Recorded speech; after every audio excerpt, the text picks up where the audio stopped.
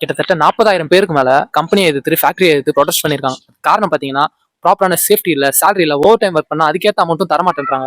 அவங்க இஷ்டத்துக்கு ரூல்ஸை வச்சு ரொம்ப கஷ்டப்படுத்துறாங்க அப்படின்னு சொல்லி ஃபேக்டரியில் ஒர்க் பண்றவங்களும் இண்டஸ்ட்ரியில் ஒர்க் பண்றவங்களும் எல்லாரும் ஒன்னா சேர்ந்து உத்தரப்பிரதேசத்துல இருக்கிற நொய்டா பிளேஸ்ல எல்லாரும் ஒன்னா சேர்ந்து ப்ரொடெஸ்ட் பண்ணிருக்காங்க. இந்த போராட்டத்தை தடுக்கிறதுக்கு வந்த போலீஸை பாத்தீங்கன்னா அவங்களுடைய ஜீப்பையும் அவங்களுடைய வேனையும் போலீஸையும் திருப்பி கல்லால் அடிச்சு பயங்கரமா துரத்திருக்காங்க.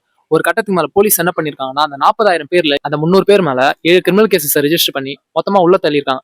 ஸோ 8 மணி நேரத்துக்கு 20,000 ரூபாய் கேட்கறாங்க. ஏன்னா இந்த காலத்துல அந்த கம்பெனில அவ்வளவு வேலை இருக்கு. ஒரு ஃபேமிலியை ரன் பண்ணணும்னா அவ்வளவு கஷ்டம் இருக்கு. ஏன்னா குழந்தை குட்டி அப்பா அம்மா வீட்டு வாடகை கட்டணும், எலக்ட்ரிக்கல் பில் கட்டணும், எங்கேயாச்சும் வெளியே போகணும், ஏகப்பட்ட பிரச்சனை, ஏகப்பட்ட பினான்சியல் ப்ராப்ளம் இருக்கு. இதெல்லாம் சரி பண்ணணும்னா 10,000 ரூபாய் கொடுத்தா அவன் போயிட்டு வரதுக்கும் சாப்பாடு செலவுக்குமே சரியா போயிடும். மொத்தத்துல அவங்க கேட்கறது ரொம்ப நியாயமான ஒரு விலை தான். ஏன்னா எல்லா ரேட்டும் பாத்தீங்கன்னா சின்ன சின்ன பொருள் வாங்குறதுல இருந்து பெரிய பொருள் வரையுமே ரொம்ப பிரைஸ் அதிகமா இருக்கு. ஸோ அந்த காலத்துல ஒரு 10,000 வச்சு ரன் பண்றது ரொம்ப கஷ்டம். பொலிட்டிக்கல் லீடர்ஸும் கம்பெனியோட ஓனர்ஸும் ஃபவுண்டர்ஸும் தான் நல்ல பொசிஷன்ல இருக்காங்க. கஷ்டப்படுறவங்க இன்னும் கஷ்டப்பட்டுட்டே தான் இருக்காங்க. அது கேள்வி கேட்டாலும் இப்படிதான் உள்ள தள்ளி அதை மொத்தத்தையும் மறைச்சிடாங்க. லைஃப்ல நடக்கிற ஒரு சில விஷயங்களை பத்தியும் நாட்டில் நடக்கிற பல விஷயங்களை பத்தியும் தெரிஞ்சுக்கணும்னா மறக்காம நம்ம பேஜை ஃபாலோ பண்ணிக்கோ.